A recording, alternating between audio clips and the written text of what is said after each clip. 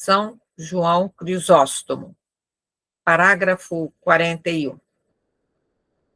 Entre os padres orientais, talvez o mais ardoroso defensor da justiça social seja São João Crisóstomo, arcebispo de Constantinopla, na passagem do século IV ao século V. Nas suas homilias, exorta os fiéis a reconhecer Cristo nos necessitados.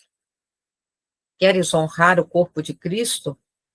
Não permitas que seja desprezado nos seus membros, isto é, nos pobres, que não têm que vestir, nem o honres aqui no templo com vestes de seda, enquanto lá fora o abandonas ao frio e à nudez.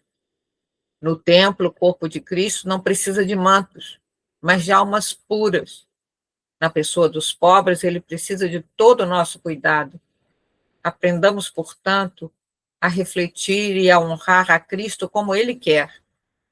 Quando pretendemos honrar alguém, devemos prestar-lhe a honra que ele prefere, e não a que mais nos agrada.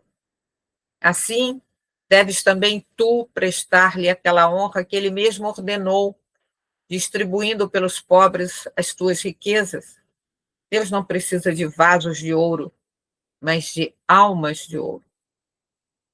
Afirmando com clareza meridiana que se os fiéis não encontram Cristo nos pobres à sua porta, tampouco serão capazes de prestar-lhe culto no altar. E prossegue. De que serviria, afinal, adornar a mesa de Cristo com vasos de ouro, se ele morre de fome na pessoa dos pobres? Primeiro dá de comer a quem tem fome, depois ornamenta a sua mesa com o que sobra. Entendia a Eucaristia, portanto, também como expressão sacramental da caridade e da justiça que a precediam, a acompanhavam e deveriam dar continuidade a ela no amor e na atenção aos pobres. Parágrafo 42. Sendo assim, a caridade não é uma via opcional, mas o critério do verdadeiro culto. Crisóstomo denunciava com veemência o luxo exagerado, que convivia com a indiferença em relação aos pobres. A atenção que lhes é devida, mais do que mera exigência social, é condição de salvação, o que atribui à riqueza injusta um peso de condenação. Faz muito frio e o pobre jaz em farrapos, moribundo, enregelado, rangendo os dentes, com aspecto e veste que te deveriam comover. Tu, contudo, aquecido e ébrio, passas adiante. E como queres que Deus te livre da infelicidade? Muitas vezes, um cadáver insensível, que já não percebe a honra, ornas com muitas vestes variegadas e douradas. Todavia desprezas aquele que sente dor, é dilacerado, torturado, atormentado pela fome, pelo frio, e dás mais valor à vanglória que ao temor de Deus. Este profundo senso de justiça social leva-o a afirmar que não dar aos pobres é roubá-los, é defraudar a vida deles, pois a eles pertencem o que nós possuímos. Santo Agostinho, parágrafo 43. Agostinho teve como seu mestre espiritual Santo Ambrósio, que insistia na exigência ética de partilhar os bens. Não é da tua propriedade aquilo que dás aos pobres, é dele, porque tu te apropriastes do que foi dado para uso comum. Para o bispo de Milão, a esmola é justiça restabelecida, não um gesto paternalista. Nas suas pregações, a misericórdia assume um caráter profético.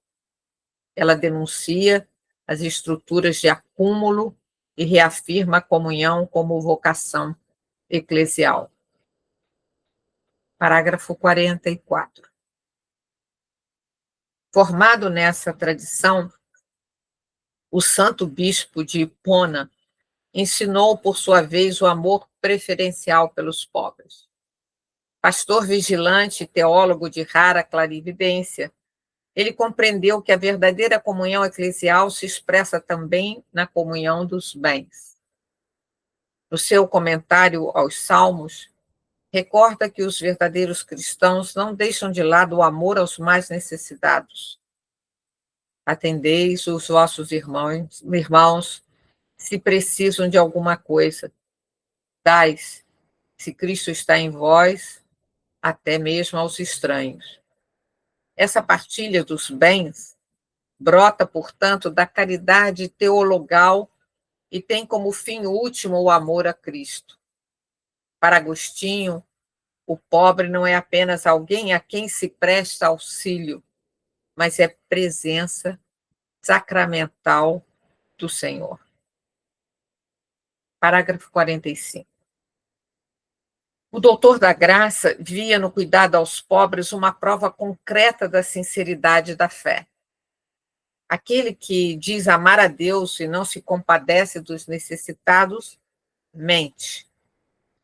Comentando o encontro de Jesus com o jovem rico e o tesouro no céu, que está reservado a quem dá os seus bens aos pobres, Agostinho coloca na boca do Senhor as seguintes palavras: recebi terra e darei o céu. Recebi coisas temporais e darei em troca bens eternos. Recebi pão, darei a vida. Recebi hospedagem e darei a casa. Fui visitado na doença e darei saúde. Fui visitado na prisão e darei liberdade. O pão que foi dado aos meus pobres foi consumido. O pão que eu darei restaura as forças, sem nunca acabar. O Altíssimo não se deixa vencer em generosidade por aqueles que o servem nos mais necessitados. Quanto maior o amor aos pobres, maior a recompensa da parte de Deus. Parágrafo 46. Este olhar cristocêntrico e profundamente eclesial leva a sustentar que as ofertas, quando nascidas do amor, não aliviam apenas a necessidade do irmão, mas purificam também o coração de quem as dá e está disposto a uma mudança. As esmolas, com efeito, podem servir-te para resgatar os pecados da tua vida passada e se mudares de vida. Elas são, por assim dizer, o caminho ordinário da conversão de quem deseja seguir a Cristo com coração indiviso. Parágrafo 47. Numa igreja que reconhece nos pobres o rosto de Cristo e nos bens o instrumento de caridade, o pensamento agostiniano permanece uma luz segura. Hoje, a fidelidade aos ensinamentos de Agostinho exige não só o estudo das suas obras, mas a predisposição para viver com radicalidade o seu apelo à conversão, que inclui necessariamente o serviço da caridade. Conteúdo. Conteúdo.